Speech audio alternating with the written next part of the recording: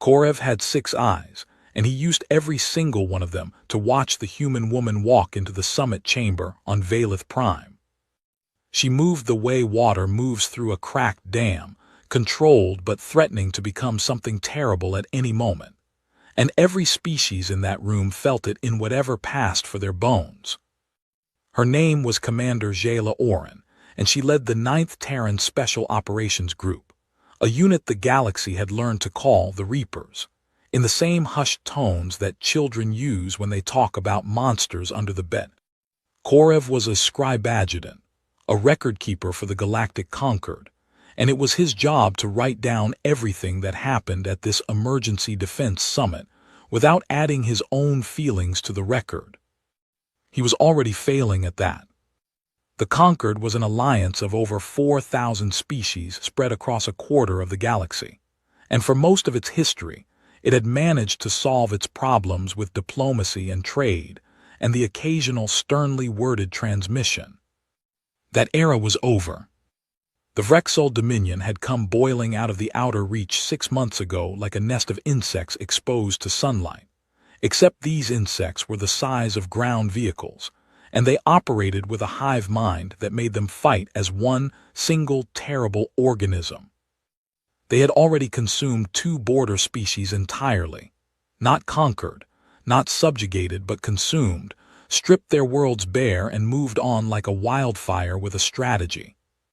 Ambassador Tyvelk, the tall insectoid Rithani who chaired the Defense Committee, had called this summit because the Conquered needed a plan, and everyone in the room knew there was really only one species they were all looking at.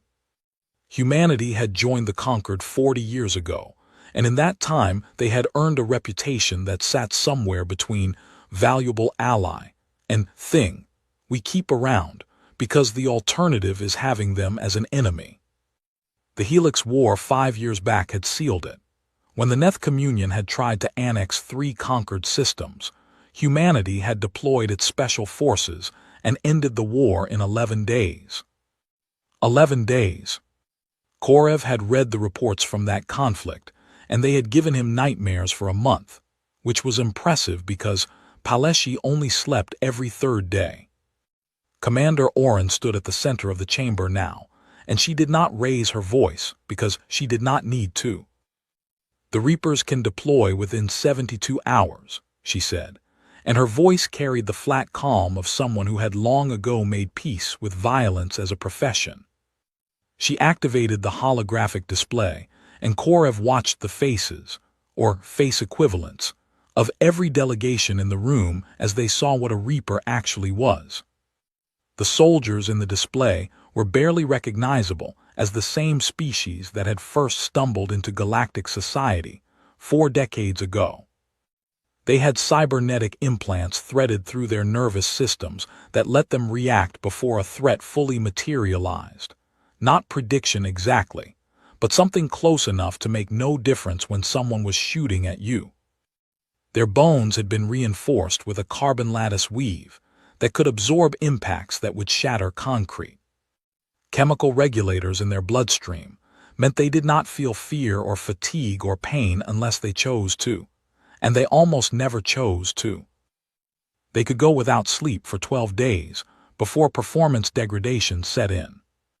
One of them, in a training demonstration, had punched through the side armor of a light transport vehicle with her bare fist. The Dothani delegation, fragile, crystalline beings who communicated through harmonic vibrations, requested that the air filtration system be separated from the human section of the chamber after learning that every breath Oren exhaled contained carbon dioxide, which was a mild toxin to their species. She was literally poisoning the air around her just by being alive, and Korev thought that was perhaps the most perfectly human thing he had ever recorded. Oren outlined the tactical plan with precision that would have impressed a computer: surgical strikes against the Vrexol vanguard, decapitation of their hive signal relay nodes, rapid insertion and extraction using stealth carriers that could slip through sensor nets like shadows through fog. It was elegant and brutal, and every species in the room nodded along because this was what they expected from humanity's finest. This was the sharp end of the blade they had been paying for with trade concessions and territorial compromises for 4 decades. Tyvelk, the Rithani ambassador, asked how many Reapers would be deployed, and Oren said 400. 400 soldiers to face an invasion force. The room did not question this because they had seen what even a dozen Reapers could do during the Helix War, and 400 seemed like the kind of overkill that humans apparently considered, being cautious. Korev noted in his record that the Rithani delegation had positioned themselves as far from Oren as the chamber geometry would allow, a full 10 meters, and that Ambassador Tyvelk's antennae had not stopped trembling since she had entered the room. He noted that the Gelthari observer had excused herself twice to what Korev suspected was a panic response, though the Gelthari called it atmospheric recalibration. He noted that even the Vrenox, a species of apex predators who stood 3 meters tall and considered themselves the most dangerous beings in the Conquered, watched Oren the way prey watches a predator it does not fully understand. Korev closed his official record for the day and opened his personal journal, which was a violation of scribe protocol, but he had decided some things needed to be written down by a person and not just a functionary. "We have seen what humanity's worst can do," he wrote, "and we pray it will be enough." He almost believed it. Then the intelligence report arrived. It came through on an emergency channel that cut through the summit's communication protocols like a knife through silk, and Korev watched the color drain from Commander Oren's face, which was remarkable because he had not believed until that moment that anything could make that woman's expression change. The Vrexel were not sending a vanguard. They were not sending a scouting force or an advance fleet or any of the measured incremental approaches that the Conquered's tactical models had predicted. They were sending the third expansion fleet, the full weight of it, 15,000 warships carrying enough ground forces to swallow a dozen worlds. The room erupted into the kind of controlled panic that diplomats specialize in, which looked like calm discussion, but smelled like fear to anyone with the right senses, and Paleshi had excellent senses. Tyvelk demanded to know if the Reapers could handle a force of that magnitude, and for the first time in the summit commander, Oren hesitated. It was only a fraction of a second, but Korev caught it with all 6 eyes, and it terrified him more than anything else that had happened that day. "We will need reinforcements," Oren said carefully. "More of your enhanced soldiers," Tyvelk said, and it was not a question. Oren was quiet for a moment, and then she said something that Korev would later identify as the moment everything changed. "We do not have enough Reapers for this," she said, "but we have soldiers, regular Terran military, standard infantry divisions, Marines and support units, and we can deploy 40,000 within the week."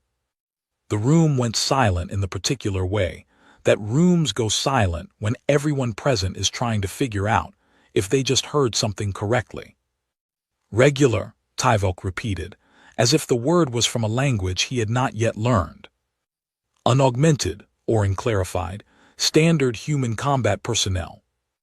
Korev watched the confusion spread through the chamber like ripples in still water, and he realized that most of the species present did not understand what she meant. In the Conquered, if you sent soldiers they were the best you had. There was no second tier, no lesser version. No backup option that was just ordinary people with weapons.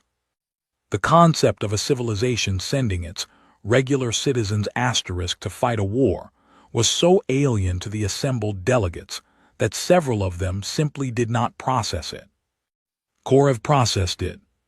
He set down his stylus and stared at the holographic display still showing the superhuman capabilities of the Reapers, and tried to imagine what kind of species produces warriors like that and then says, "But we also have regular ones," as if that was a normal thing to say. He picked up his stylus again, and added one more line to his personal journal. "They are sending more humans, but not the kind we prepared for, and I am no longer certain what we should be more afraid of."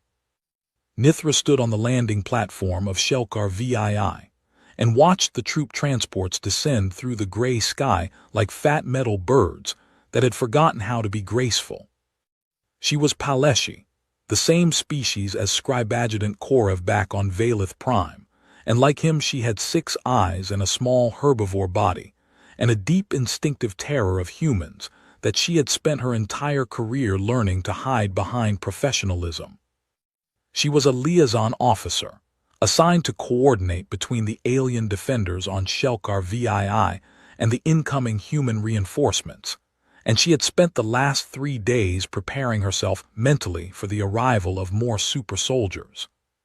She had reviewed every piece of documentation the Conquered had on the Reapers, the cybernetics, the chemical regulators, the bone weave, the zero-sleep capabilities, and she had built herself a set of expectations that she considered reasonable and well-informed. Every single one of those expectations died the moment the first transport's ramp lowered and the humans walked out. They were smaller than the Reapers. That was the first thing she noticed, and it hit her like cold water because she had not imagined that humans came in different sizes of danger. These humans moved differently too, not with the liquid predatory grace of Commander Oren, but with a loose, uneven energy that looked almost careless.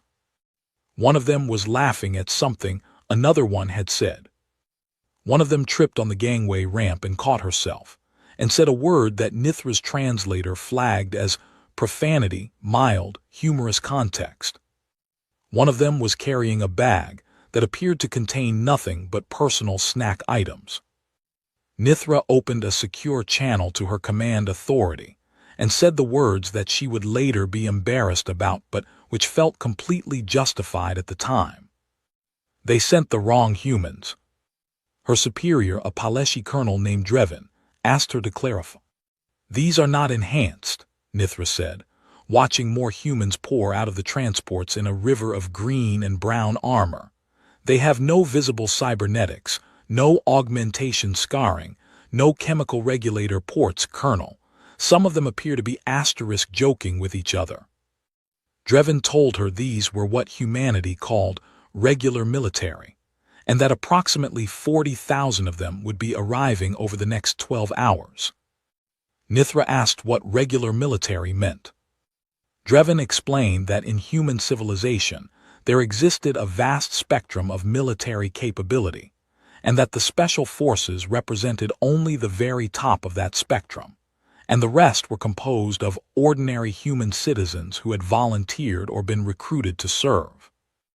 Nithra stood on the platform and processed this, and felt something she could only describe as the sudden absence of hope. She was assigned to work directly with a unit from the 3rd Terran Marine Division, and this was how she met the 3 humans who would change everything she thought she knew about the species. Corporal Danielle Mwangi was 24 years old, and she had brown skin and short hair, and a smile that appeared at unexpected moments like sunlight through a cracked ceiling. She was from a city called Mombasa on the human homeworld, and she had joined the military because it paid for her younger brother's medical treatment, which Nithra found both touching and horrifying. The idea that a person would enter a profession of violence to heal someone they loved contained a contradiction that made her head hurt. Sergeant First Class Tomás Herrera was 34, and he had a face like weathered stone and a voice that sounded like gravel being poured into a metal container. He had been a soldier for 16 years, not because of any enhancement or compulsion, but simply because he had decided at 18 that this was what he would do with his life, and he had kept doing it through sheer momentum and what he called being too stubborn to file the paperwork to quit. Private Yunseo Park was 20 years old, and he was the youngest member of the squad, and Nithra could see that he was afraid.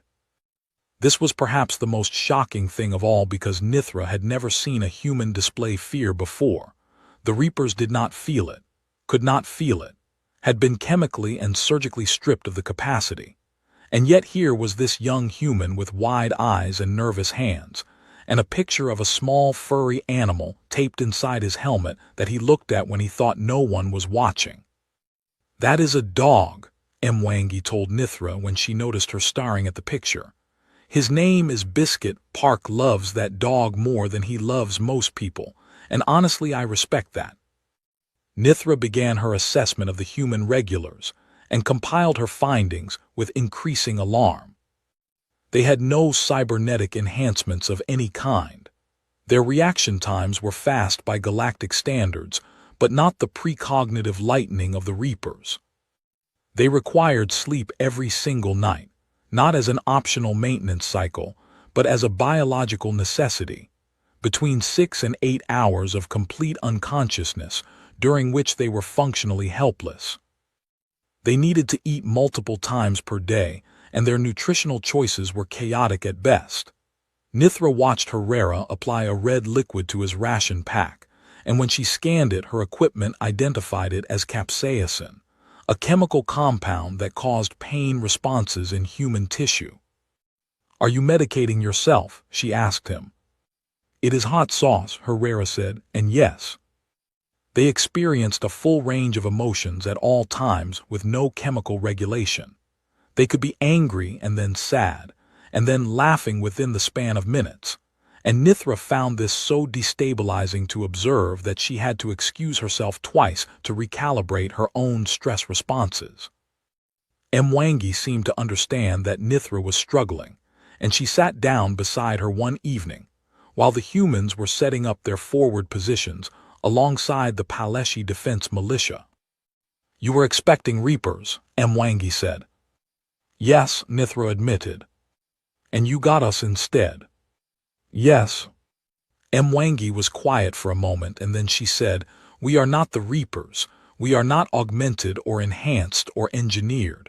We are just people, Nithra, and I know that is probably not what you wanted to hear right now."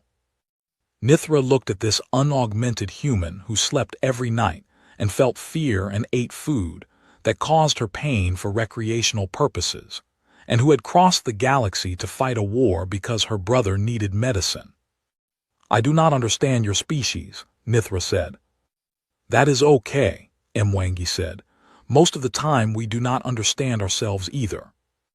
Nithra filed her report that night, and she chose her words carefully, because she knew it would be read by every senior officer in the Concord defense structure. "The Galactic Concord pinned its survival on humanity's warriors," she wrote, "and humanity has sent us its citizens. I am attempting to reconcile this with our strategic requirements. I do not understand the distinction humanity makes between those who are built for war and those who simply choose to participate in it. I am trying not to despair." She reviewed the report and added a final line that she almost deleted but ultimately left in. "The one called Park is afraid. I can see it in him every moment of every hour, and he is still here. I do not know what to make of this." 3 days after the humans arrived, the long-range sensor arrays detected the Vrexol 3rd Expansion Fleet dropping out of faster-than-light travel at the edge of the system. 15,000 warships, carrying enough ground troops to darken the sky of any world they chose to descend upon. The fleet would reach Shelkar VII in 72 hours. Nithra ran to the command post to deliver the report and found Herrera already there, reading the sensor data with the expression of a man who has seen bad news before and has learned that the only useful response is to start making plans. "Where are the Reapers?" Nithra asked, though she already knew the answer. "Pinned down 3 systems away," Herrera said. "They cannot reach us in time." "Then what do we have?" Herrera looked at her, and the lines around his eyes deepened in what might have been a smile or might have been something else entirely. "You have us," he said. Nithra looked out the command post window at the 40,000 unaugmented humans digging trenches and stacking supplies and checking weapons, and telling jokes and eating food that burned their own mouths and sleeping when their bodies demanded it, and being afraid and being brave and being completely and utterly ordinary. And she thought, this is all we have. This is all we have. The sky above Shelkar VII turned the color of a bruise at 1400 hours on the third day, and then the Vrexel came down through the clouds like a plague given form and purpose. The planetary shields held for about 90 minutes before the sheer concentrated fury of 15,000 warships found the cracks and punched through. And after that the orbital bombardment began in earnest, great columns of fire slamming into the surface and turning defensive positions into craters and craters into deeper craters. Nithra was in the forward command bunker when the first drop pods hit the ground less than 2 kilometers from the perimeter, and the sound they made was something between thunder and the scream of metal being torn apart by hands that did not care about metal. The Vrexel emerged from their pods, and Nithra saw them clearly for the first time through the bunker's observation feeds, and every prey animal instinct that 200,000 years of Paleshi evolution had built into her body told her to run.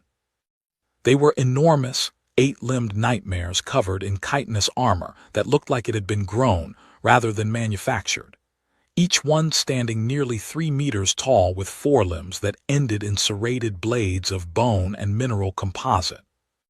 They moved in perfect coordination, not as individuals but as extensions of a single vast intelligence, the hive signal linking them together into an organism that thought with 1,000 brains and struck with 1,000 limbs.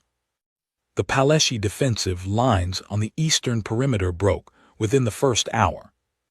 Nithra listened to the communications and heard the panic in the voices of her own people, as the Vrexel pushed through positions that had been fortified for weeks as though they were made of paper. And then she heard something else on the communications network, a human voice, calm and rough like gravel, cutting through the chaos with 3 words. Hold the line. It was Herrera.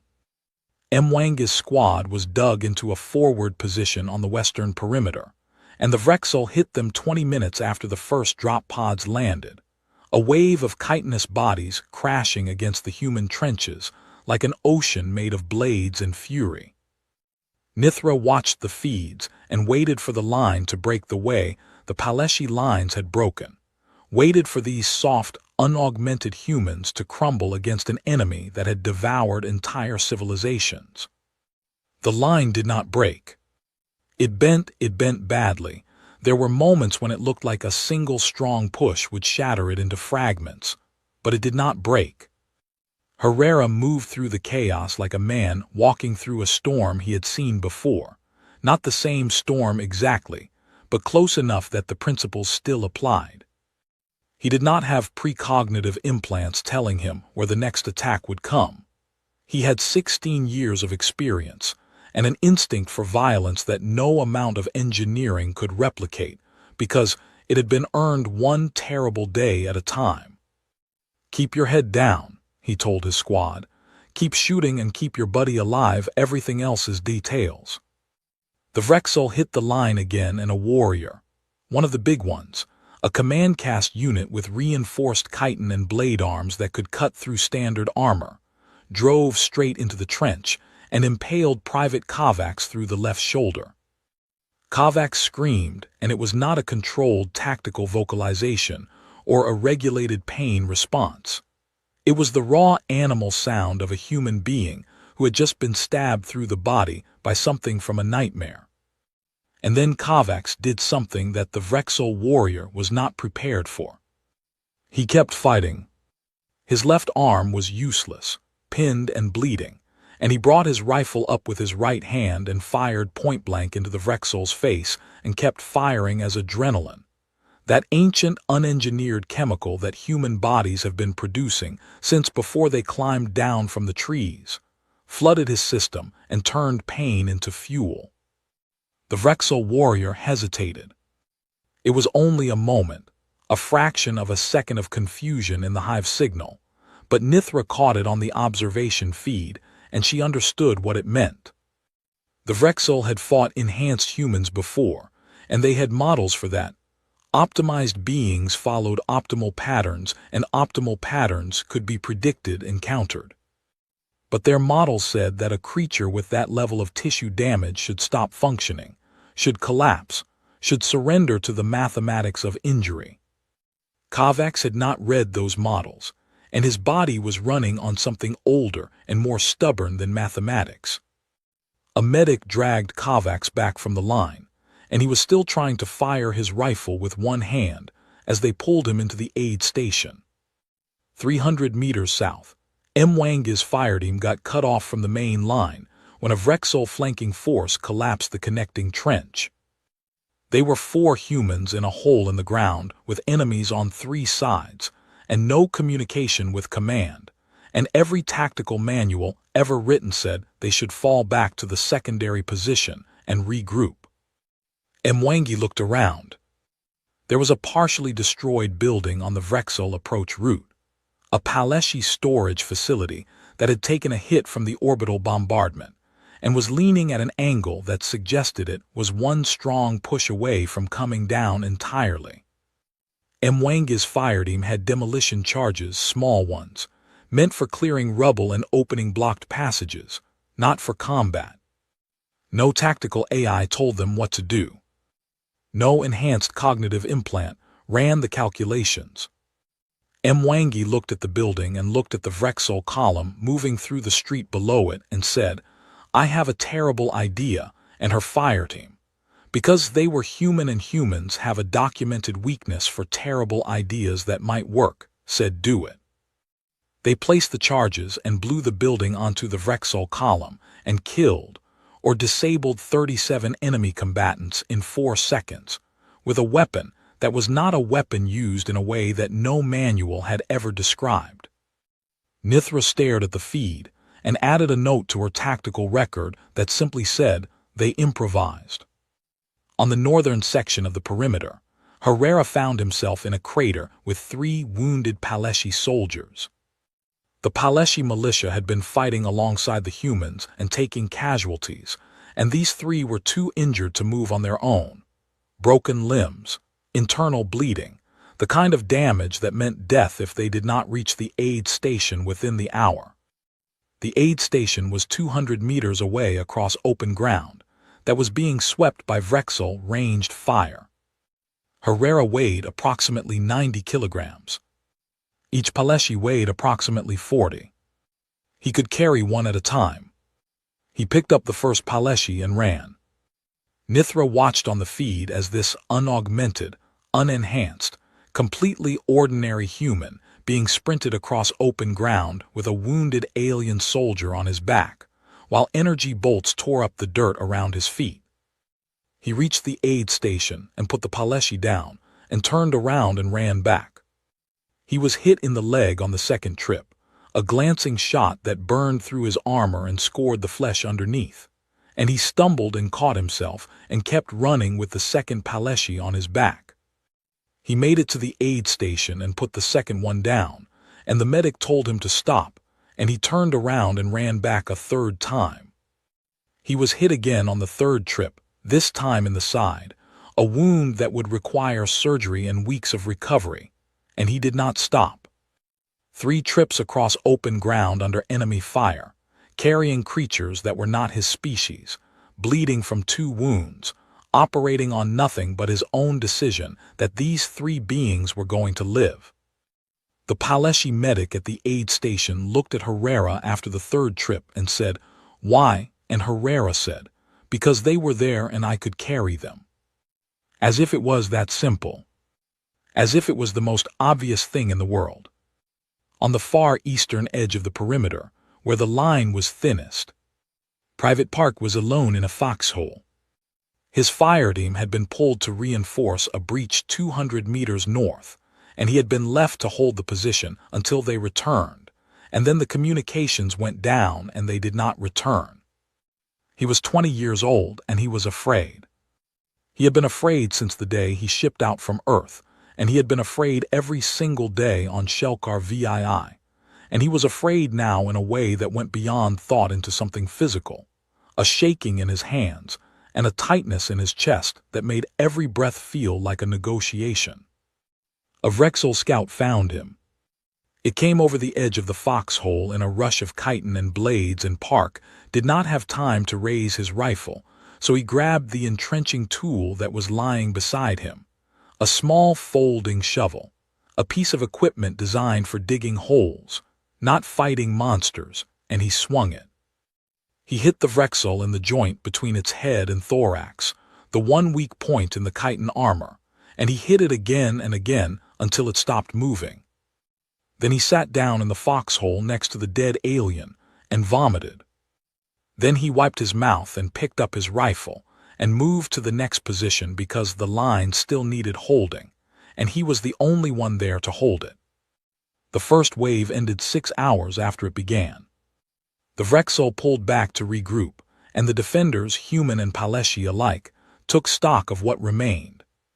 The humans had lost 4,000 soldiers in those 6 hours. 4,000 people who had been alive that morning, who had eaten breakfast and checked their gear, and maybe looked at pictures of dogs taped inside their helmets. Nithra walked through the human section of the camp that evening and saw something she had never expected to see. The humans were crying. They were sitting among their dead, and they were weeping, openly, loudly, without shame, holding the hands of friends who would never hold back and speaking to bodies that would never answer. Nithra had never seen a reaper cry. She was not certain reapers could cry. The chemical regulators probably prevented it, stripped away the response the same way they stripped away fear and fatigue, and all the other things that made a person a person. These humans wept for their dead, and then they stood up and wiped their faces and began reloading their weapons for the next wave. Nithra updated her report that night with hands that were shaking for reasons she did not fully understand. "I was wrong about them," she wrote. "The special forces are weapons, precise and terrible and built for a purpose. These people are something else. I do not yet have a word for it, but I am looking." 800 light-years away, in the command core of the Vrexel 3rd Expansion Fleet, the Dominion commander reviewed the battle data from the first wave and flagged an anomaly. The enhanced humans had been predicted and accounted for in every tactical model. These unenhanced ones had not. They were adapting faster than the models allowed, fighting in patterns that no optimization algorithm would produce, taking damage that should have ended their combat effectiveness, and somehow continuing to function. The commander sent a query to the Dominion Strategic Intelligence Network, a question that rippled through the hive signal like a stone dropped into still water. "What are these?" The network searched its databases and found no satisfactory answer. The commander looked at the battle data again, and for the first time in its existence, felt something it did not have a name for, something that in a less disciplined mind might have been called unease. By the 3rd day of the siege, the world had become a landscape of mud and fire and noise that never stopped, and the humans were still there. Nithra had stopped filing formal reports because there was no time, and because she had realized that no report could capture what she was witnessing, that the act of reducing these humans to data points and tactical assessments was a kind of lie, a way of making them smaller than they actually were. The Vrexel had landed reinforcements on the 2nd day, tens of thousands of fresh warriors pouring down from orbit to replace the ones the defenders had killed, and the situation on Shelkar VII had gone from desperate to something beyond desperate, something for which the Paleshi language did not have an adequate word. No relief fleet was coming. The nearest conquered naval force was 12 days out, and Commander Oren's Reapers were still pinned down 3 systems away fighting their own battle. The humans knew this. They all knew this. Every soldier on that line understood that there was no rescue coming, and that the only thing standing between the Vrexel and the total consumption of Shelkar VII was them. 40,000 minus 4,000 ordinary people from a planet called Earth who had no business being alive against these odds, and who refused to accept that. They dug in deeper. Nithra observed, and she documented not with official reports now, but with her own memory, burning every detail into her mind, because she had become convinced that someone needed to remember this even if no one survived to read about it. On the fourth day, a Vrexel tunneling force breached the underground section of the eastern perimeter, punching through the rock beneath the defensive line and pouring into the sub-level corridors that connected the supply depots and medical stations. The breach threatened to collapse the entire eastern defense, and there was no combat unit close enough to respond in time. A logistics sergeant named Rivera, a woman who had been a plumber on Earth before enlisting, who had spent her military career managing water purification systems and sewage recycling units, and had never fired her weapon outside of basic training qualification, looked at the breach on her tactical display, and then looked at the base's water recycling system. The water recycler heated its cleaning fluid to 200 degrees to sterilize it before redistribution. Rivera rerouted the system's output pipes to the breach corridor and opened the valves. Superheated steam flooded the tunnel at pressure levels that would strip paint from metal, and the Vrexel tunneling force, adapted to the cold, vacuum-adjacent temperatures of space travel, died screaming in a language the translators could not process. Rivera closed the valves and rerouted the system back to its normal function, and went back to managing the water supply, as though she had not just committed an act of devastating tactical improvisation using plumbing.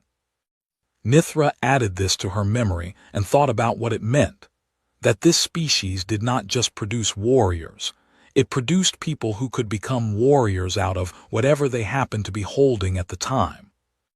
On the fifth night, the bombardment was particularly heavy, and the humans were in their trenches and bunkers and foxholes waiting for the next ground assault, and someone started singing. Nithra did not know the song. Her translator provided the words but not the meaning, because the meaning of a song is not in its words, but in the act of singing it, in the vibration of air pushed out of fragile human lungs into the darkness between explosions. One voice became 2 and then 10 and then 100, spreading along the trench line like a signal fire, and the Paleshi soldiers crouched beside them did not understand what was happening, but they felt it. Nithra felt it. It was not a war song or a battle hymn. It was something soft and slow and achingly sad, a melody about a home that might no longer exist being sung by people who might never see home again, and it was the most terrifying thing Nithra had ever heard. Not because of what it said, but because of what it meant, that these people could sit in the mud in the dark with death falling from the sky and choose to make something beautiful, that the impulse to create and connect and reach out to each other was so deep in them that even the end of the world could not burn it out. Nithra caught herself humming the melody hours later, and stopped and stared at her own hands as though they belonged to someone else. Herrera had been awake for 46 hours by the 6th day. A Paleshi medic, one of the ones he had carried across open ground, now recovered enough to work, ran a diagnostic scan on him, and told him that his cortisol levels indicated he should be unconscious, that his body was operating so far beyond its design parameters that the medic's equipment kept flagging him as critical, even though he was standing upright and speaking coherently. Herrera reached into his pack and pulled out a small packet of brown powder and mixed it with hot water and drank it. "What is that?" the medic asked. "Instant coffee," Herrera said. "What does it do?" "It keeps me vertical." "Your body needs sleep. You are damaging yourself by continuing to operate." Herrera looked at the medic, and there was something in his eyes that was not anger or defiance but something quieter and more immovable, the expression of a man who has weighed his own well-being against the lives of the people depending on him, and made a choice that no chemical regulator forced him to make. "I will sleep when this is over," he said, and went back to the line. On the 6th day, the Vrexel changed tactics. They had captured a group of Paleshi civilians, refugees from a settlement that had been overrun during the initial bombardment, and they executed them within visual range of the human defensive positions. It was a terror tactic, a calculated act designed to break morale, to show the defenders that resistance was futile, and that the Vrexel could reach the people they were trying to protect. The Vrexel tactical models predicted that this would cause demoralization, hesitation, a measurable decrease in combat effectiveness, as the defenders confronted the reality of their failure to protect the innocent. The models were wrong. The human response was immediate. It was not ordered. No commander gave the signal. No tactical plan was consulted. It erupted from the line like a detonation, a wave of pure fury that translated itself into coordinated violence with a speed that caught even Nithra off guard. A counterattack launched within the hour, technically disorganized, driven not by strategy but by rage, by the particular human capacity to transform grief and horror into forward momentum. The Vrexel had no framework for this. Every species they had consumed had responded to terror tactics the same way, with fear, with paralysis, with the slow collapse of the will to fight. These humans did the opposite. They fought harder, moved faster, hit with a ferocity that exceeded anything the tactical models had predicted, because the models did not account for anger as a fuel source. The counterattack retook 300 meters of lost ground in 90 minutes and killed more Vrexel than any single engagement since the siege began. Mwangi was promoted to sergeant in the field on the 6th day after her lieutenant was killed by a Vrexel sniper. She did not feel ready for the rank. She said so to Herrera when he pinned the insignia on her armor, and he said, "Nobody ever does, that is not the point. The point is you are here and they need you." She held her section for 3 days after that, making decisions that would determine who lived and who died among the soldiers who looked to her for guidance, carrying a weight that no physical augmentation could help with because it was not a weight of the body but of the soul. She lost friends, people she had trained with and laughed with and shared meals with, and at night when the fighting paused, she wrote letters on her datapad that she could not send because the communications satellites had been destroyed. Letters to her brother in Mombasa telling him she was fine, telling him she loved him, telling him to take care of Mama if she did not come back. She never sent them, but she kept writing them because the act of writing was a way of staying human in a place that was trying very hard to strip that away. Park had stopped being visibly afraid somewhere around the 4th day, and Nithra noticed and asked him what had changed. He was sitting on an ammunition crate, cleaning his rifle with the mechanical efficiency of someone who has performed the same action 1,000 times, and his hands were steady now, in a way they had not been when he first arrived. "I am still scared," he said without looking up. "I just got used to it." Nithra considered this and realized it might be the most human thing anyone had ever said to her. Not that the fear was gone, but that he had learned to carry it, to fold it into himself and keep moving, to treat terror as a companion rather than a master. In the command corps of the Vrexel fleet, the Dominion commander was doing something it had never done before. It was revising its models in real time, not because new data had invalidated the old predictions, but because the fundamental assumptions underlying those predictions had turned out to be wrong. The enhanced humans were predictable. They followed optimized patterns because they were optimized beings, and optimized beings converged on optimal solutions. These unaugmented ones were chaotic. They did things that should not work, and then those things worked. They took losses that should shatter unit cohesion, and instead became more cohesive, drawing together in the fire like metal being forged rather than broken. One of the Dominion sub-commanders sent a report that the translation systems rendered into Concord standard as follows.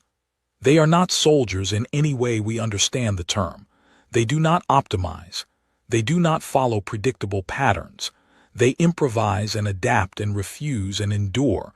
They are not a military force. They are a phenomenon.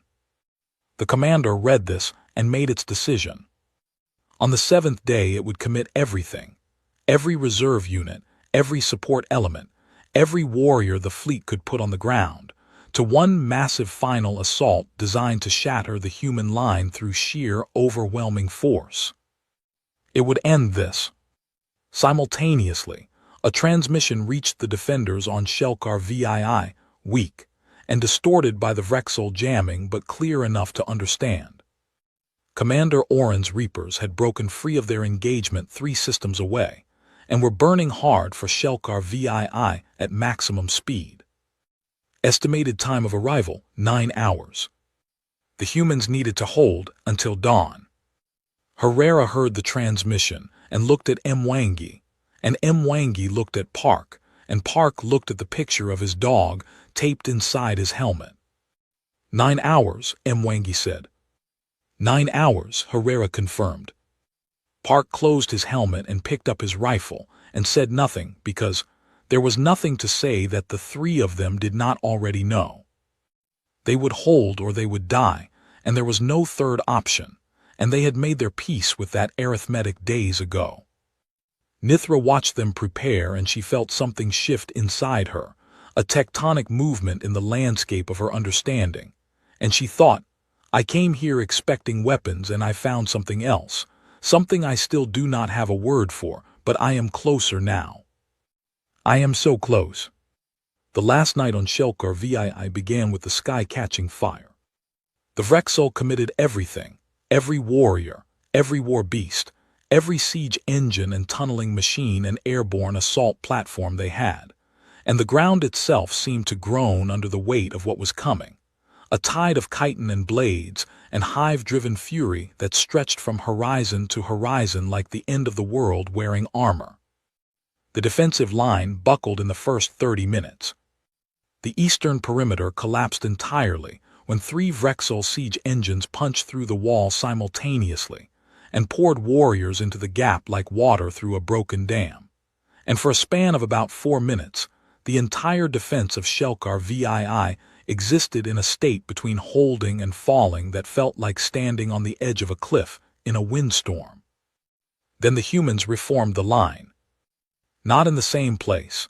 They could not hold the original position, but 200 meters back, in a ragged crescent of hastily dug foxholes and overturned vehicles and chunks of debris, arranged into something that was not a fortification by any military definition, but was close enough to die behind. And they did die behind it. Humans fell in numbers that would have broken any species the Vrexel had ever encountered, losses that accumulated minute by minute like sand filling an hourglass. But the ones who were still standing kept fighting with a fury that had gone beyond anger into something primal and absolute. The Paleshi fought beside them. This was something Nithra had not expected, and it filled her with an emotion so large she could not contain it. Her own people, the small six-eyed herbivores who had spent their entire evolutionary history running from predators, standing in the fire next to humans and fighting back. The humans had taught them that, not through orders or training, but through example, through the simple, devastating demonstration that courage was not the absence of fear, but the decision to stand up anyway. Herrera took a critical wound, the command post 3 hours into the final assault. A Vrexel breaching team hit the position and Herrera threw himself between the attackers and the communication equipment. That was their only link to the incoming Reapers. Absorbing a blade strike across his torso that opened his armor like paper and the flesh beneath it like something worse. He killed the Vrexel that struck him, killed it with his sidearm at contact range, while his other hand held his own body together. And then he sat down against the wall because his legs had decided they were finished cooperating. The medics reached him and started working, and he grabbed Mwanga's arm as they carried him past, and his grip was still strong, still the grip of a man who had spent 16 years refusing to let go of things. "You have got this, Sergeant," he said, and his voice was quieter now but no less certain. "You have had it the whole time." Mwangi looked at him, and there were tears on her face, but her jaw was set, and her eyes were clear, and she nodded once and turned back to the line. She had 26 soldiers left from what had been a company of 160, and she had a collapsed section of the perimeter that needed to be retaken, or the entire western defense would fold inward like a crushed can. She did not have a tactical AI to calculate the optimal approach. She did not have enhanced reflexes or predictive implants or chemical courage, pumped into her bloodstream by machines. She had 26 exhausted, bleeding, terrified human beings, and a squad of Paleshi militia who had learned to trust the species that bled beside them. "We go now," she said. "Together, stay close and keep moving and do not stop for anything." They charged. It was not elegant. It was not the precise surgical violence of the Reapers or the coordinated swarm tactics of the Vrexel. It was ugly and desperate and loud, a knot of screaming humans and Paleshi crashing into the Vrexel line with weapons and fists and fury, and the sheer bloody-minded refusal to die quietly. They retook the section. They held it. On the far side of the perimeter, in a chokepoint between two collapsed buildings that was the only approach to the medical station, where 300 wounded soldiers and civilians were sheltering, Private Park stood alone. His fire team was down, not dead, he hoped, but unconscious or too wounded to fight, and the chokepoint was the only thing between the Vrexel and the wounded, and someone had to hold it. Park was 20 years old, and he had a picture of a dog named Biscuit in his helmet. And he had been afraid every single day since he left Earth, and he was afraid now in a way that went all the way down to the base of his spine, and lived there like a cold fire. He held the chokepoint for 40 minutes. 40 minutes alone in a gap between broken walls, firing and reloading and firing again, changing positions when the Vrexel tried to flank him, using grenades when they bunched up and his entrenching tool when they got close enough to touch. He was not a super soldier.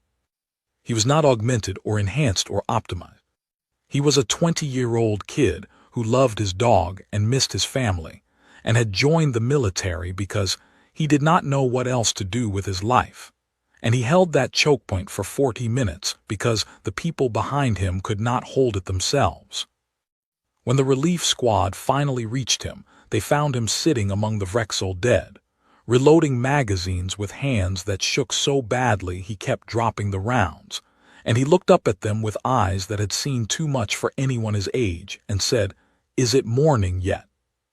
It was not morning yet, but it was close. The sky had begun to lighten at the edges, not the natural dawn of Shelkar VII's sun, but something brighter and sharper, points of light descending through the atmosphere like falling stars in reverse. The Reapers. Commander Oren's 9th Special Operations Group dropped from orbit in assault pods that hit the Vrexel rear lines like the fist of a god. 400 enhanced super soldiers slamming into the enemy from above with the kind of precise, devastating violence that they had been engineered to deliver. The Vrexel fleet, caught between the entrenched defenders who would not break and the special forces tearing through their rear, began to fracture, the hive signal stuttering as coordination nodes were destroyed faster than they could be replaced, individual units losing cohesion and falling back, and then running. The Dominion commander ordered a retreat, a full withdrawal, the first in the 3rd Expansion Fleet's history, and the Vrexel pulled away from Shelkar VII like a tide going out, leaving behind their dead, and the wreckage of their certainty that this world would be easy to consume. Dawn broke. Real dawn, Shelkar VII's pale blue sun rising over a landscape that looked like the surface of a wound. And in that light, the survivors stood and sat and lay among the ruins of what they had held and looked at each other with the stunned disbelief of people who had expected to die and had not. Commander Oren walked the battlefield in the hours that followed. She moved through the wreckage of the human defensive positions, and she saw things that no tactical briefing could have prepared her for, the improvised fortifications built from debris and willpower, The jury-rigged weapons made from repurposed equipment. The patchwork defensive line that had held against a force that should have overwhelmed it 10 times over, held together not by technology or augmentation, but by something older and less quantifiable. She saw a regular Marine, a young woman with a bandaged arm and hollow eyes, carrying a wounded Paleshi on her back toward the medical station, moving with the slow, determined gait of someone who had decided that this was what she was going to do, and nothing in the universe was going to stop her. She saw the graves. Rows of them, dug in the brief pauses between assaults, marked with helmets and rifles, and sometimes just a name scratched into the dirt with a knife. Oren found Mwangi sitting on a pile of rubble near the western perimeter. The newly made sergeant looked like she had been dragged through the underworld and back. No augmentations, no implants, running on caffeine and whatever stubborn fire burned at the center of her, and refusing to go out, covered in dust and blood that was partly hers and partly not. Oren was the most dangerous human alive, a weapon honed to perfection, optimized and enhanced beyond what nature had intended, capable of feats that most species considered impossible. She looked at this ordinary, exhausted young woman from Mombasa, who had held a line she should not have been able to hold, and she said quietly, "Hell of a job, Sergeant." Mwangi looked up at her and almost smiled. 1,200 light-years away, on Valith Prime, Scribe Adjutant Korev received Nithra's final field report from Shelkar VII. He read it alone first, in his quarters with all 6 eyes, and when he was finished he sat in silence for a long time. Then he brought it to the Defense Committee. The chamber was full, every delegation that had been present at the original summit, and a dozen more besides, drawn by the news of what had happened on Shelkar VII, by the reports that were already spreading through the Conquered like a signal fire, jumping from hilltop to hilltop. Korev stood at the center of the chamber where Commander Oren had stood weeks ago, and he read Nithra's report aloud. He read about the plumber who had killed a tunneling force with a water recycler. He read about the sergeant who carried wounded aliens across open ground under fire because they were there and I could carry them. He read about the humans who sang in the darkness between bombardments. He read about the young soldier who held a chokepoint alone for 40 minutes and asked, "Is it morning yet?" when it was over. He read about the counterattack fueled by rage and grief that retook 300 meters in 90 minutes. He read about the humans who wept for their dead and then stood up and reloaded their weapons. He read about the fear, the constant, ever-present fear that the unaugmented humans carried with them every moment, and how they fought through it not because they could not feel it, but because they had decided that the people beside them mattered more than their own terror. The chamber was silent when he finished. Ambassador Tyvelk the Rithani spoke first. "The special forces we understood," he said slowly, his antennae still for the first time Korev could remember. "They were engineered to be formidable. They were designed and built and optimized for exactly what they do, these others, these regulars. What are they?" Korev looked down at the last page of Nithra's report, the part she had marked as personal addendum, not official record, and he read it aloud. "I asked Corporal Mwangi, Sergeant Mwangi now, what makes them fight like this without the augmentations, without the enhancements, without the engineering?" She looked at me as though the question made no sense. She said, "This is what humans do, we look after each other." Korev paused and then read the final lines. "The word I was looking for, Adjutant, is not soldier or warrior or weapon. The word is human. That is what they are, that is all they have ever needed to be." The chamber remained silent, and Korev closed the report and set it down and did something that a scribe adjutant was never supposed to do. He added a personal annotation to the official record of the Galactic Conquered. He picked up his stylus and wrote in a hand that was steady despite the trembling he felt in every part of his body. Amended to the official record of the siege of Shelkar VII. We feared what humanity built. We should have feared what humanity already was.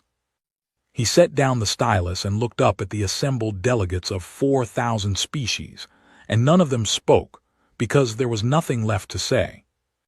Somewhere on Shelkar VII, in the pale blue light of a morning that had cost 30,000 lives to reach, Sergeant Danielle Mwangi sat in the ruins and opened her datapad, and finally wrote a letter she could send. Dear Quame, we made it to morning. I am coming home. Tell Mama I love her. Tell her we looked after each other. That is what we do. She hit send and closed her eyes and let the sun touch her face, and for the first time in 7 days, she was not afraid.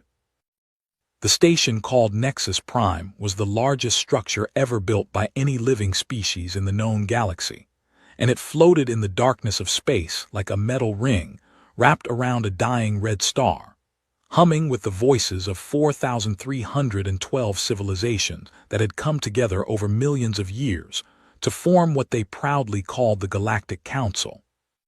Ambassador Ilara Voss stood at the window of her small quarters on the station and looked out at the endless black, her hands clasped behind her back and her face completely still like carved stone, showing nothing of what moved behind her dark eyes. She was the only human on Nexus Prime. Humanity had sent her alone because that was the message they wanted to send, that they did not need a fleet of diplomats or a battalion of guards, that one woman was enough to represent 8 billion souls and the 47 colony worlds they had built in barely 200 years of space travel. 200 years was nothing out here, and every species on the council made sure she knew it. The Kethari had been sailing between stars for 6 million years, and their leader, Archon Thalvex, was a towering insectoid creature with 4 arms and compound eyes that glittered like black diamonds, and he had personally governed the council for 800 years, which meant he had been making decisions about the fate of civilizations since before humans had invented the steam engine. He did not think much of humans. None of them did. To the elder races of the galaxy, humanity was a noise, a sudden burst of static on a frequency that had been calm and ordered for millennia, and that noise was getting louder every single day. Ilara knew this because she made it her business to know everything, and she had spent the last 4 years on this station watching and listening and learning the way every species moved and thought and feared, filing it all away in the quiet cathedral of her mind, where she kept the things that mattered. She had learned that the Sorvathi were proud and easily insulted, great lizard-like warriors, who believed that honor was the highest currency in the universe. She had learned that the Luminari were beings made of living light, who floated through the halls like gentle ghosts, and who had not fought a war in 300,000 years, because they believed violence was a disease of the young. She had learned that the Marathi were small and fox-faced and clever, and that they watched everything with bright amber eyes and said very little, but understood far more than anyone gave them credit for. And she had learned that the Kethari, the oldest and most powerful of them all, were afraid. Not of any enemy or any weapon, but of change itself, because when you have ruled for 6 million years, the only thing that can threaten you is something you have never seen before. Humanity was something they had never seen before. The grievances had been piling up for months, and Ilara had read every single one of them with the careful patience of a woman who had once commanded warships, but now commanded only words. The Sorvathi accused humans of mining in restricted nebulae and stealing resources that belonged to elder civilizations. The Kethari accused humans of reverse engineering alien technology in violation of 12 different treaties. A coalition of 30 minor species filed a formal complaint that human cultural exports, their music and their films and their strange addictive foods, were contaminating the youth of other worlds and eroding traditions that had stood for thousands of years. Ilara had smiled when she read that last one because she found it genuinely funny that a species capable of crossing galaxies could be brought to its knees by a cheeseburger and a rock song. But she did not smile now. Tonight the halls of Nexus Prime felt different, and she could feel it the way an old sailor feels a storm before the clouds appear. Something in the air, something in the way the other diplomats looked at her, or rather the way they stopped looking at her, turning their eyes away when she passed as if she had already become something that no longer existed. She had noticed the closed assembly notice on the secure channels 3 hours ago, and it had taken her exactly 40 seconds to understand what it meant. A closed assembly had not been called in over 1,000 years, and the last time it happened, the Council had voted to glass an entire planet, because the species living on it had developed a biological weapon that threatened the whole quadrant. Closed assembly meant someone was about to be erased. And she had not been invited. That told her everything. There was a soft chime at her door, and Alara turned from the window and said the word to open it, and standing in the corridor was Vales, the Marathi diplomat, small and trembling with her amber eyes wide and her fox ears flat against her skull. Vales slipped inside without a word, and Alara closed the door behind her, and they stood in the dim light of the quarters, and Vales reached into her robes and pulled out a small data chip and pressed it into Alara's hand. "They are voting," Vales whispered, and her voice was shaking in a way that Alara had never heard before from the usually composed little creature. Not on sanctions, not on restrictions, not on trade penalties. Alara looked down at the chip in her hand, and then back at Vales. "On war," Vales finished, and a tear rolled down her furred cheek. "Alara, they are voting on war against your entire species, and the count is not close. It is going to pass, and there is nothing I can do to stop it." The silence that followed was heavy enough to crush bone. Alara Voss did not gasp. She did not curse. She did not reach for a weapon or a communicator. She did not pace the room or clench her fists. She simply stood there with the data chip in her palm and looked at Vales with those dark, calm eyes that gave away absolutely nothing. And then she took a slow breath. The kind of breath a person takes before they step off a cliff, not because they are afraid, but because they want to remember the feeling of standing on solid ground one last time. "Good," she said quietly, and her voice was so steady it made Vales flinch. "Let them." Vales stared at her, and her amber eyes searched Alara's face for something, for fear, for anger, for madness, for anything at all that would make sense in this moment where the entire galaxy was about to turn its guns on a species that had only been among the stars for 2 centuries. She found nothing. She found only calm. "You knew," Vales breathed. Alara looked back out the window at the dying red star and the endless dark beyond it, and she said nothing for a long moment, and when she spoke again, her voice was barely above a whisper. "We have always known," she said, "from the very first day we set foot on this station, from the very first day they looked at us like insects who had wandered into a palace, we knew this day would come." She turned the data chip over in her fingers once, and then slipped it into her pocket. The only question was when. Vales backed toward the door because something in the room had changed. Something in the air around Alara Voss had shifted the way the air shifts before lightning strikes. And even though the human woman had not raised her voice or moved a muscle, Vales felt suddenly and completely certain that she was standing in the presence of something far more dangerous than anything the Galactic Council had ever faced. Alara looked at her and smiled, and it was a kind smile, a warm smile, the smile of someone who genuinely cared about the frightened little fox woman standing in her doorway. "Thank you, Vales," she said softly. "You should go home now. Go back to your people and stay there for a while.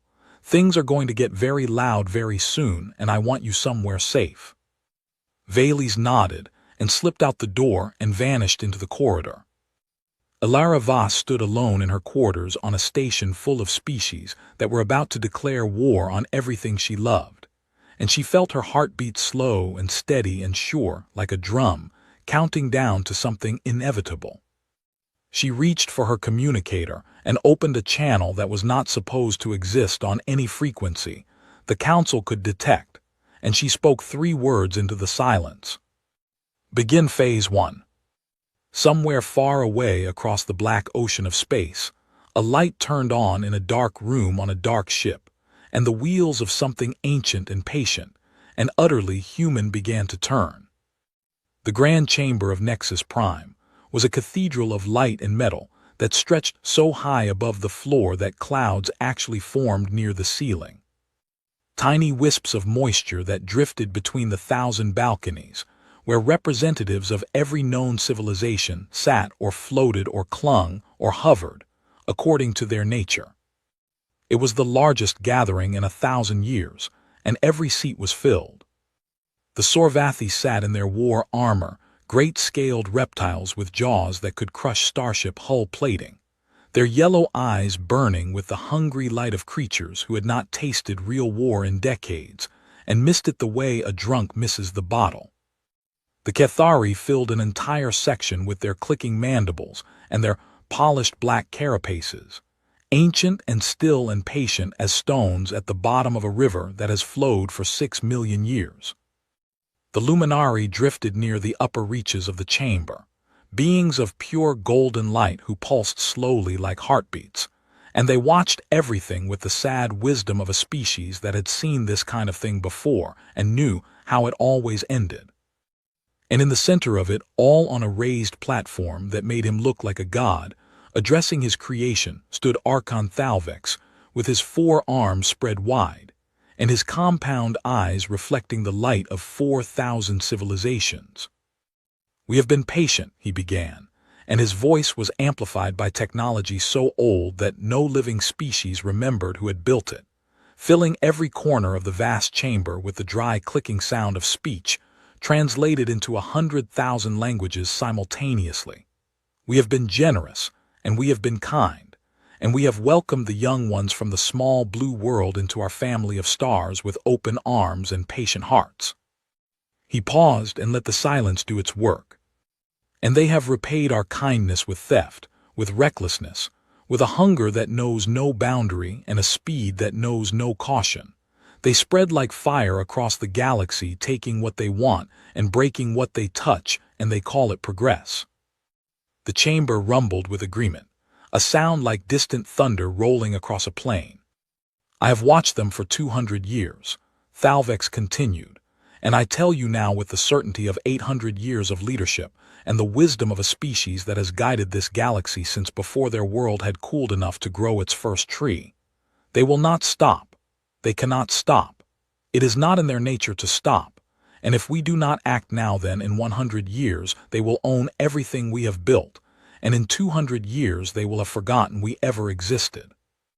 He activated a holographic display that filled the center of the chamber with a map of the galaxy, and on it red dots spread outward from a tiny point in the Orion arm like blood spreading through water, each dot a human colony or outpost or mining operation, and the projection showed those dots multiplying and spreading until they covered nearly a third of council-claimed territory.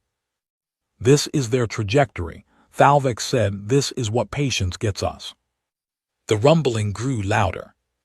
Then Councillor Dran rose from the Sorvathi section, and he was enormous even by Sorvathi standards, a wall of muscle and scale and barely contained violence, and when he spoke his voice was like gravel being crushed under a tank.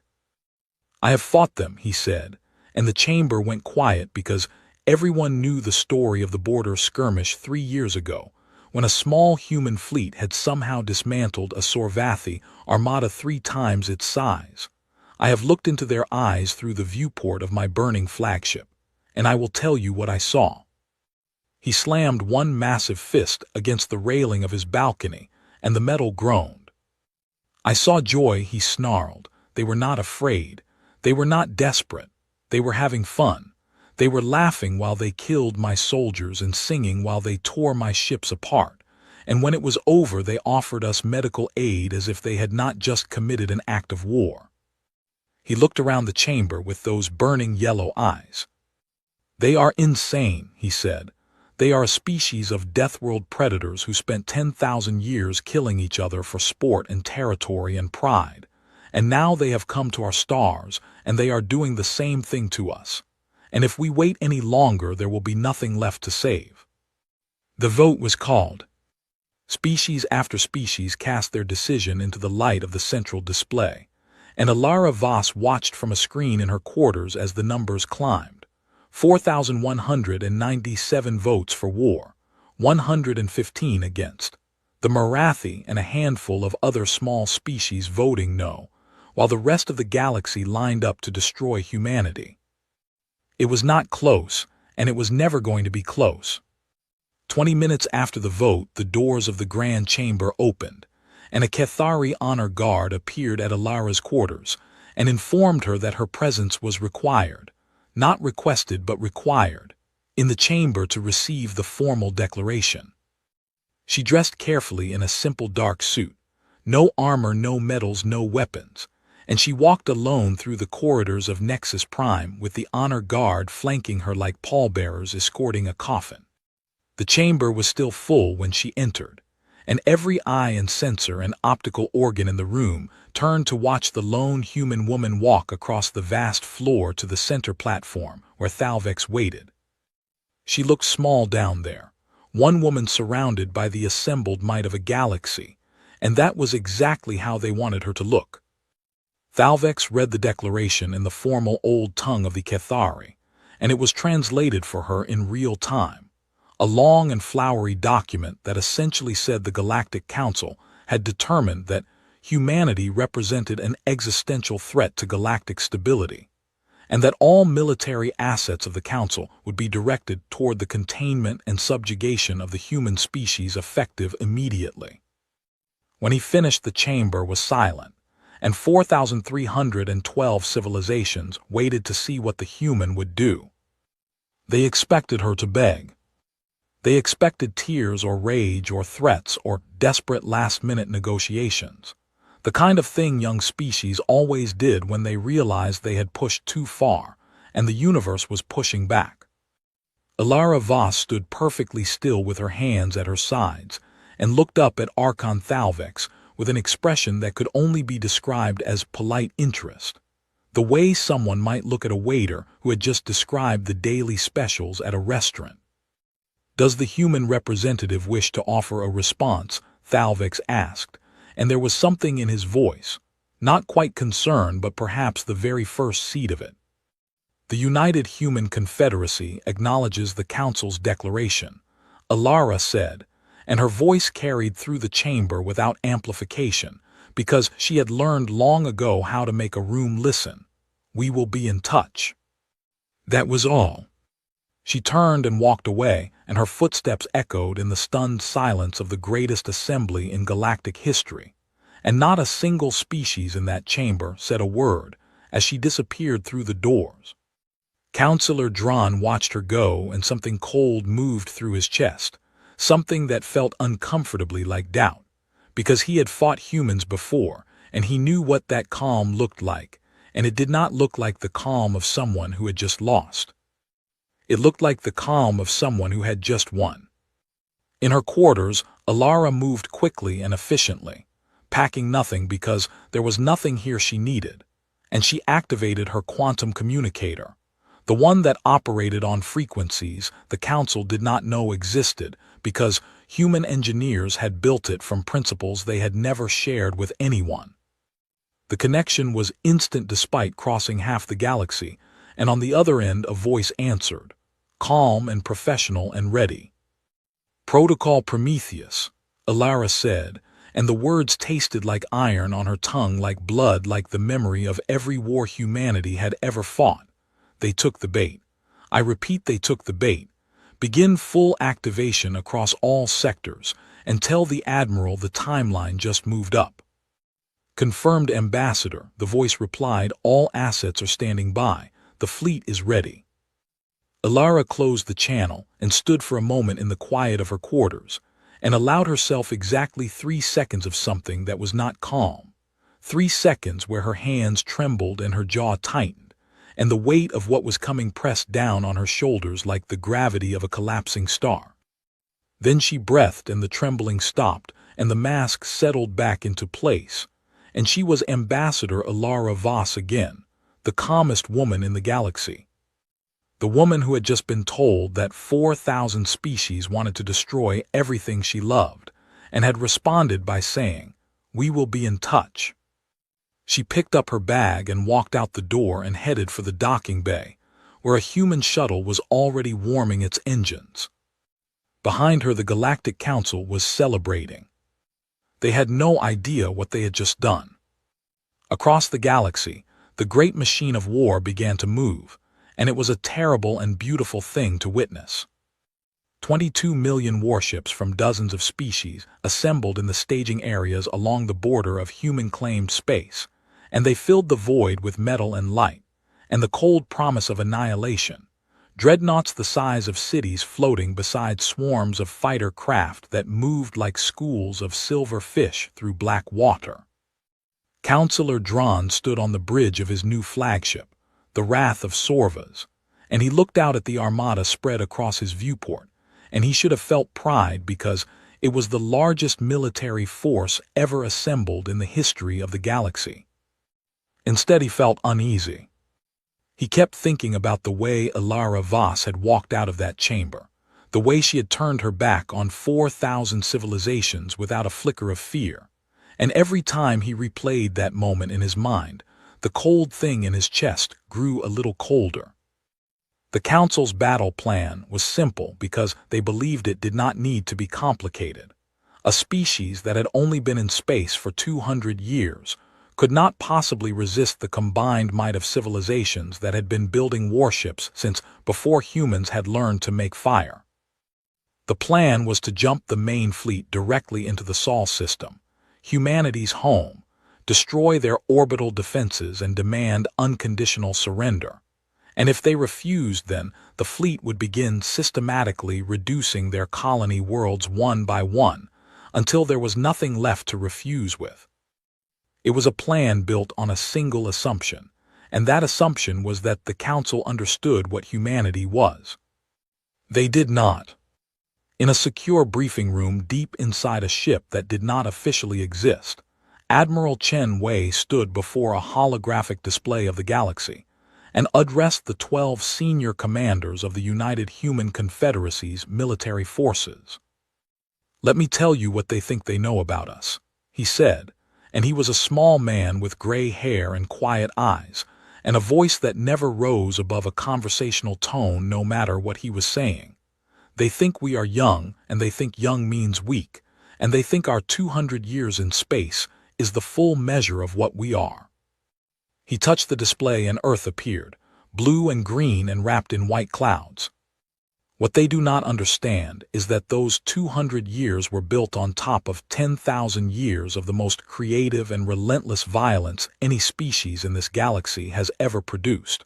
We fought each other across every continent of our world. We invented weapons that could crack the planet in half, and we actually considered using them.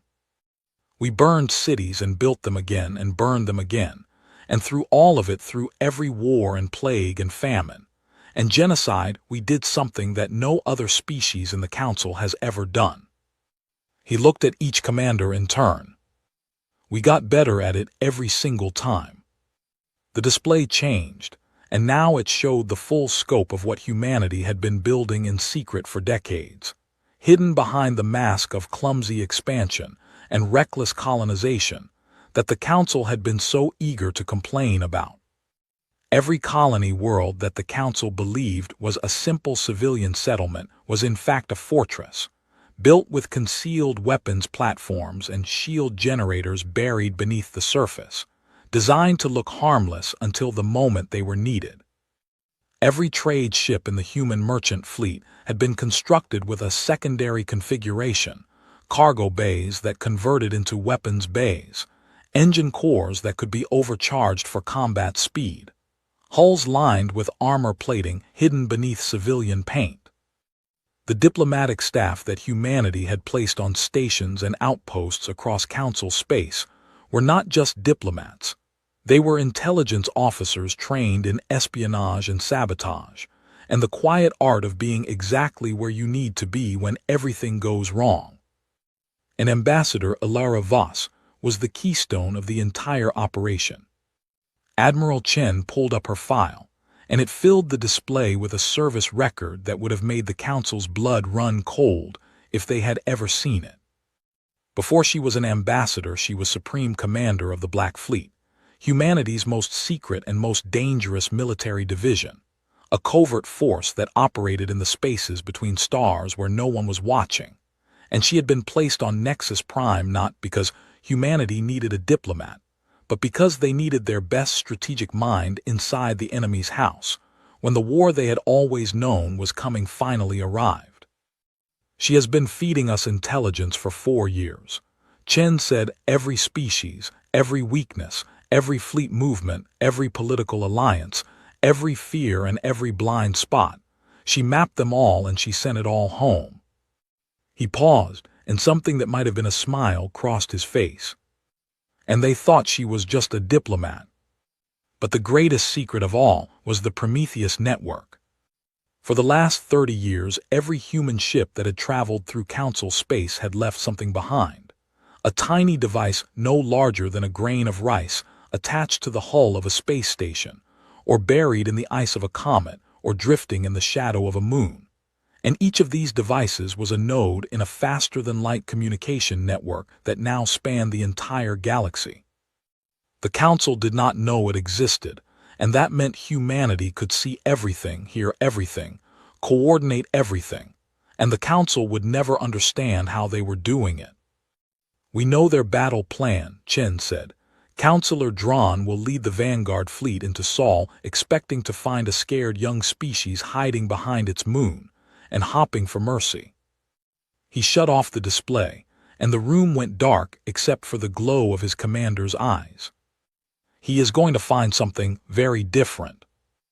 Meanwhile, on her ship racing back toward Earth, Ilara Voss sat in her quarters and read the intelligence reports flowing in from the Prometheus network, and she watched the Council's armada assembling like a man watches storm clouds, gathering on the horizon, knowing that he has already built his shelter and stocked it with everything he needs.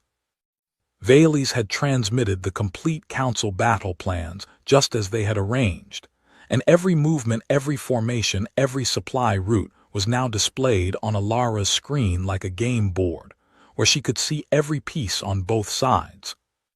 She opened a channel to Admiral Chen. "They are coming in exactly the way we predicted," she said.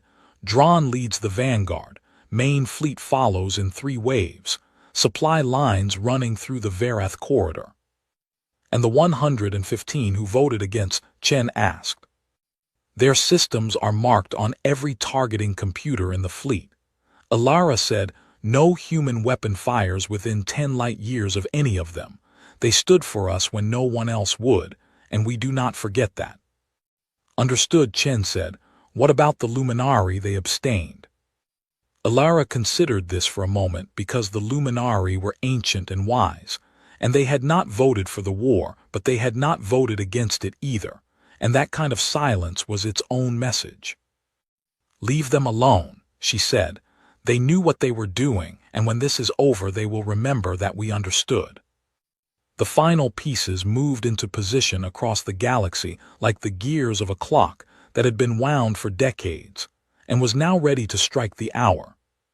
Human fleets vanished from their patrol routes, and colony worlds went dark one by one, and trading ships stopped transmitting, and across the whole vast territory that humanity had claimed in its brief explosive reach into the stars, there was suddenly nothing but silence.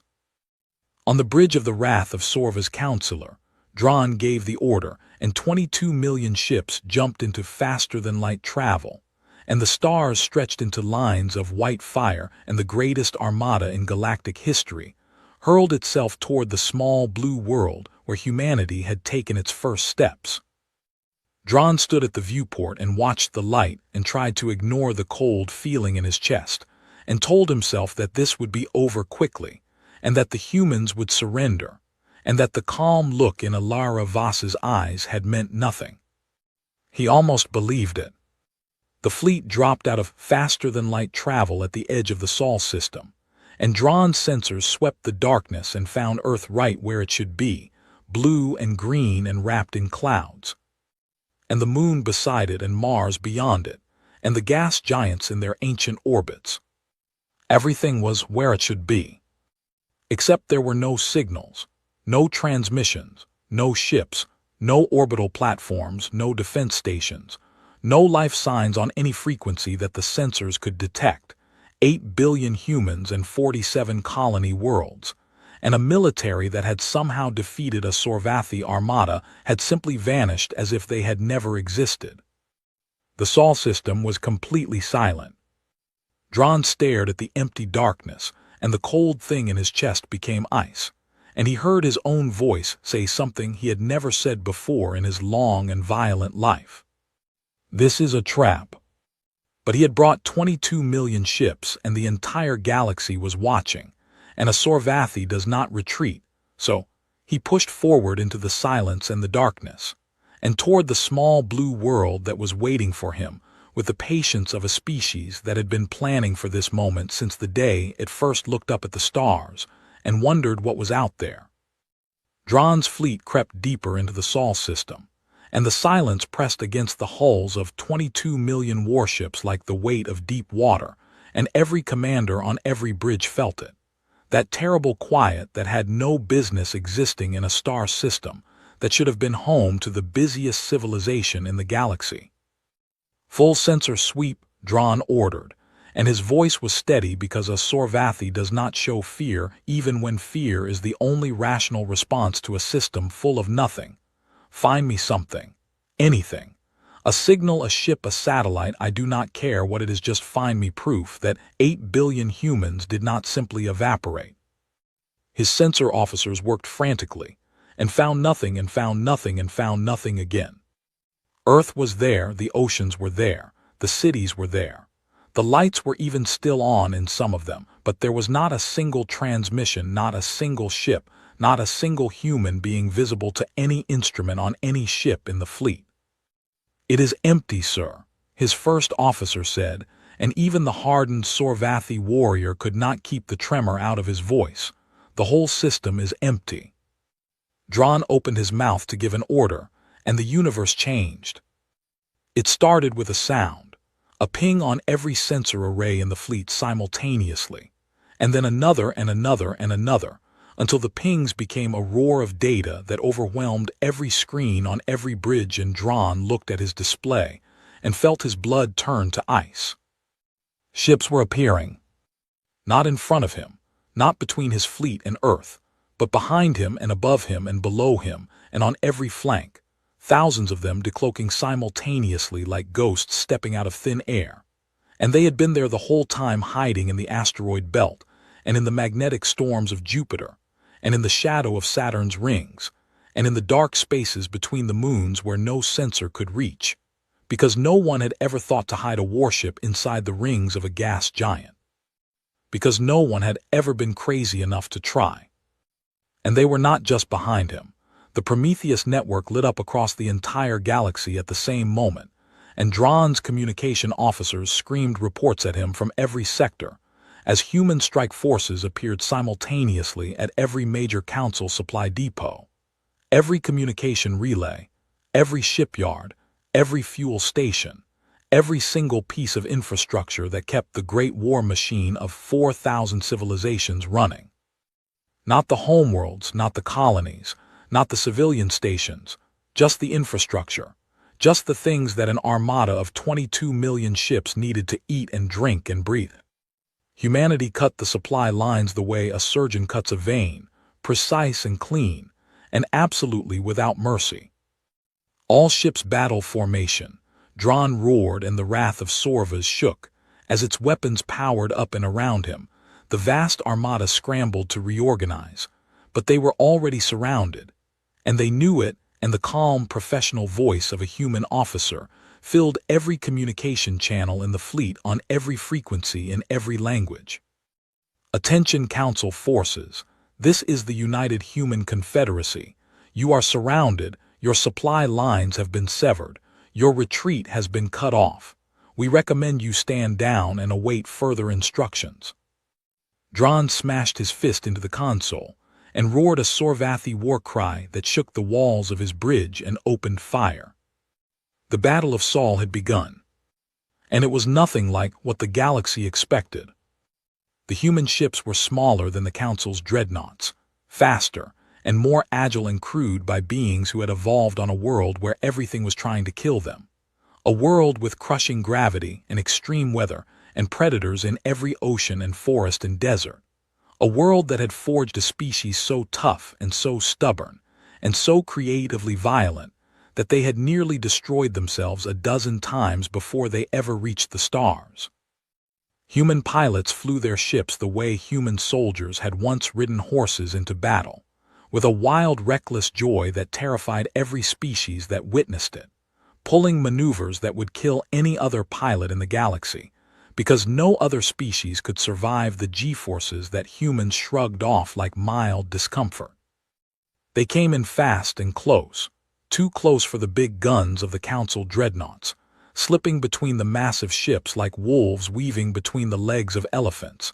And they hit hard and they hit precisely, and every shot counted because humans had learned long ago that you did not need to be the biggest if you were the smartest. And then came the boarding parties. No species in the galaxy boarded enemy ships during combat because it was considered insane. Because the idea of launching yourself through the vacuum of space in a tiny metal pod and crashing through the hull of an enemy vessel and fighting hand-to-hand in the corridors while the ship exploded around you was so fundamentally insane that no military strategist in the history of the Council had ever planned for it. Humans did it anyway. Marine assault pods punched through the hulls of Council warships like bullets through paper, and human soldiers poured out in powered armor with weapons in both hands and violence in their hearts, and they took ship after ship from the inside while the crews stared in disbelief at the small, furious creatures that had just crashed through their walls and started fighting. The Sorvathi were the only species that put up a real fight in close combat, and the battles inside their ships were brutal and savage, and the corridors ran with blood of two colors, red and green, and both species fought with everything they had because Sorvathi and humans were more alike than either would ever admit, both children of violent worlds, both forged in the fire of endless conflict, both incapable of surrender. But the humans had one advantage that no other species could match. They adapted. Every minute of the battle, the Prometheus network carried data from every ship to every other ship, and human commanders adjusted their tactics in real time, learning from every engagement, finding weaknesses, exploiting patterns, evolving their strategy faster than the Council forces could respond. A Cathari carrier discovered that its shield frequency had been hacked and looked up to see human fighters pouring through its defenses like water through a broken dam. A Sorvathi battle group tried to reform into a defensive formation and found that the humans had already predicted the formation and placed mines exactly where the ships would be. A squadron of Council destroyers jumped to faster-than-light to escape and dropped out of light speed directly into a human ambush, because the Prometheus network had calculated their exit point before they even started running. 6 hours after the first shot was fired, Councillor Dron's vanguard fleet was broken. The Wrath of Sorvas limped away from the battle with half its systems destroyed and fires burning on 12 decks, and Dron stood on his shattered bridge and looked at the wreckage of the greatest armada ever assembled, and understood with perfect, terrible clarity that the galaxy had made a mistake that could never be taken back. Across the galaxy, the story was the same. Every supply line was cut, every shipyard was disabled, every communication relay was either destroyed or captured, and the Council's war machine, which had seemed so invincible just hours ago, was now a scattered, starving beast with no way to feed itself, and no way to coordinate, and no way to fight back. And through it all, humanity had not touched a single civilian target, not one homeworld, not one colony, not one hospital or school or city. They had killed the war machine and left everything else standing, because they wanted the galaxy to understand something very important. This was a choice. They could have done worse, they could have done so much worse, and they chose not to. On Nexus, Prime Archon Thalvex received the battle reports in his private chambers, and read them with his compound eyes moving across the data faster and faster, as the scope of the disaster became clear. And for the first time in 800 years of leadership, he felt something moving in his ancient chest that he did not recognize at first, because it had been so long since he had experienced it. It was fear. Not the abstract political fear of a changing galaxy, but real visceral animal fear. The kind that his species had not felt since they were small, soft creatures hiding in burrows on their homeworld millions of years ago. The fear of being prey. The fear of having made a terrible mistake and not being able to take it back. A communication came through on every channel in the galaxy, every frequency, every language, every world. A single broadcast from the United Human Confederacy, and it was not a threat, and it was not a demand, and it was not a victory speech. It was an invitation. "We did not start this war," the message said in a calm, clear voice that Thalvex recognized as belonging to Ambassador Ilara Voss. "We are offering you one chance to end it. Send your leaders to Sol. I will be waiting." Thalvex sat in the dark of his chambers and stared at the message, and felt the fear settle into his bones like cold water. And he understood that the galaxy had just learned something about humanity that it should have learned a long time ago. They were not reckless. They had never been reckless. Every clumsy expansion and every broken treaty, and every act of defiance that the Council had interpreted as the blundering of a young species had been calculated with the precision of a species that had been planning wars for 10,000 years. And now the war was over before it had truly begun, and the only question that mattered was what the humans would do with the galaxy they had just taken by the throat. Thalvex stood and began preparing for the journey to Sol. He had no choice, and he knew it, and for the first time in his very long life, he was not the one in control. The chamber had been built inside the belly of a human dreadnought called the Perseverance, and it orbited Earth in a slow, patient circle that gave every viewport a rotating view of the blue planet below.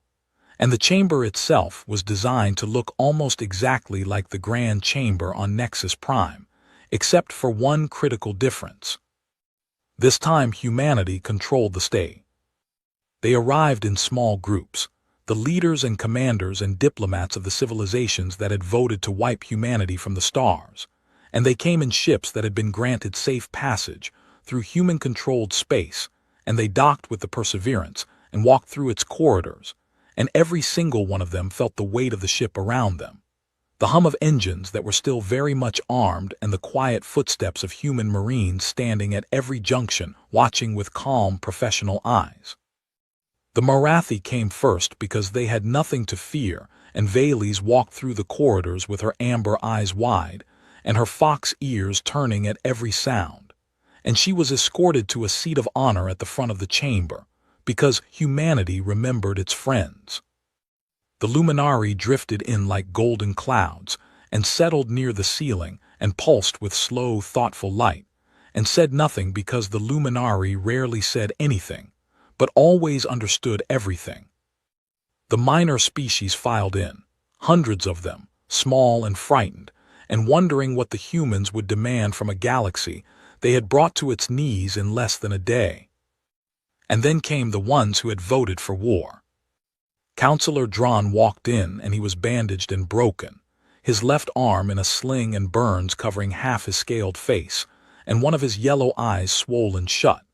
And he moved with the stiff pride of a warrior who has been defeated but refuses to look defeated. And when he entered the chamber, he looked around at the human architecture, and the human guards, and the human flag hanging from the ceiling, and something shifted in his remaining good eye. Not hatred and not fear, but something that looked almost like respect, the kind of respect one predator gives to another. Archon Thalvex entered last, and the chamber fell absolutely silent. He looked old, older than anyone had ever seen him look, as if the last 48 hours had added 1,000 years to his already ancient frame, and his compound eyes swept the room with the slow, careful gaze of a creature that was seeing the world differently for the first time in 8 centuries. He took his seat and folded his 4 arms and waited. The doors at the far end of the chamber opened, and Alara Voss walked in. She wore no armor, no medals, no insignia of rank, no weapon at her hip, just a simple dark suit, the same one she had worn the day they declared war on her species. And she walked with the same unhurried stride and the same steady calm that had confused and terrified the council the first time they had seen it. She looked exactly the same as she had that day, as if the complete dismantling of the galaxy's greatest military force was something that had happened between breakfast and lunch, and barely warranted a change of clothes. She reached the center of the chamber and stood there alone, one woman surrounded by the leaders of thousands of civilizations, and the silence was so deep that the hum of the ship's engines sounded like thunder. She looked at them, and then she began to speak. "You do not know us," she said, and her voice was quiet, but it carried to every corner of the room, because every ear and sensor in the chamber was straining to hear her. "You have read our file in the council archives, and you have studied our expansion rate, and you have measured our military capabilities, and you think that tells you what humanity is, but it does not." She paused and looked at Dran. "You called us insane," she said. "You said we were death-world predators who spent 10,000 years killing each other for sport." Dran said nothing, but his good eye did not look away. "You were right," Alara said. "Every word of it was true. We are exactly what you said we are. We come from a world where the weather can kill you, and the animals can kill you, and the water can kill you, and the ground under your feet can open up and swallow you whole. And when we ran out of natural enemies, we turned on each other, and we fought wars so terrible that we nearly ended our own species not once but twice." She looked at Thalvex. "You showed the council a projection of our expansion, those red dots spreading across the galaxy like a disease, and you used it to justify this war. You said we could not be stopped." Thalvex's mandibles clicked once, but he did not speak. "You were right about that too," Alara said. "We cannot be stopped, not by you, not by anyone, not by anything in this galaxy, because we come from a world that tried to stop us every single day of our existence, and we are still here." She let those words settle into the room like stones, dropping into still water. "But you were wrong about one thing," she said. "You were wrong about why we came to the stars." She turned slowly, looking at every section of the chamber, at the Sorvathi and the Kethari and the Luminari, and the Marathi and the hundreds of smaller species, who had followed their leaders into a war they did not understand. "We did not come out here to conquer you," she said. "We did not build our ships and train our soldiers and map your supply lines and hack your communications, because we wanted your worlds or your resources or your submission." Her voice dropped lower and somehow that made it louder. "We did it because we were afraid of you." The silence changed. It became something else, something almost alive. "We looked up at the stars and we saw 4,000 civilizations that had been out there for millions of years, and we knew with absolute certainty that sooner or later you would look down at us and see a threat and do exactly what you did. And so we prepared, not because we wanted war, but because 10,000 years of history taught us that the only way to survive is to be ready for the worst thing that can happen." She straightened and her eyes were bright and clear, and there was no anger in them and no triumph and no pride. There was only something that looked like sadness, a deep old sadness that came from being a member of a species that had seen too much violence and wanted it to end. "We did not start this war," she said. "We gave you every opportunity to leave us alone. We traded with you fairly. We followed your rules. We sent one woman to represent 8 billion people, because we wanted you to see that we came in peace." She looked at Dran again. "And you voted to destroy us anyway." Dran's jaw tightened, and the muscles in his massive neck flexed, and for a moment Alara thought he might speak, but he did not. "So we ended it," she said. "In 6 hours we took apart the greatest military force this galaxy has ever seen, and we did not kill a single civilian. We did not bomb a single city. We did not glass a single world. We could have. You all know we could have, but we chose not to because that is not who we want to be." She took a breath, and when she spoke again her voice was different, warmer, and the sadness in her eyes was joined by something else, something that looked like hope. "We have 115 friends in this room," she said, "species who voted against the war, who stood up and said no when it would have been easier to say yes. And during the fighting, we protected every single one of their systems. Not a single human weapon was fired within 10 light years of their borders, because we remember our friends and we take care of the people who take care of us." She looked at Valles, and the little foxwoman's eyes were shining with tears. "Humanity did not survive 10,000 years of trying to destroy itself just to destroy you," Alara said, and her voice was steady and sure, and carried the weight of a species that had crawled out of the mud and the blood and the fire and the darkness, and looked up at the stars and decided to be better. "We came out here because we were done fighting," she said. "We came out here because we wanted to build something, something bigger than ourselves, something worth all the pain it cost to get here."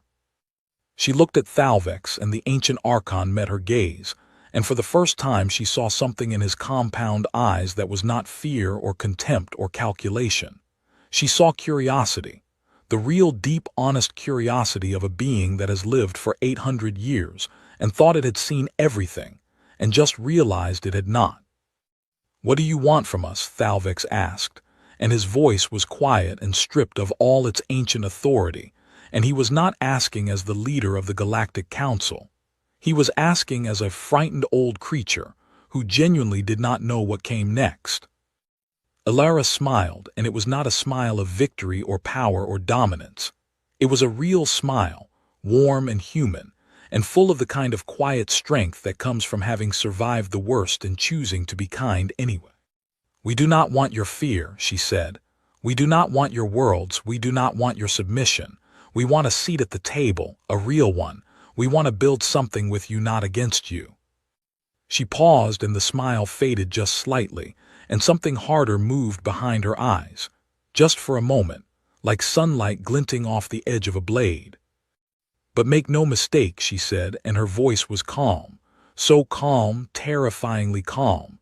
"If you make us fight again, we will not stop at your supply lines." The words hung in the air like the afterimage of lightning.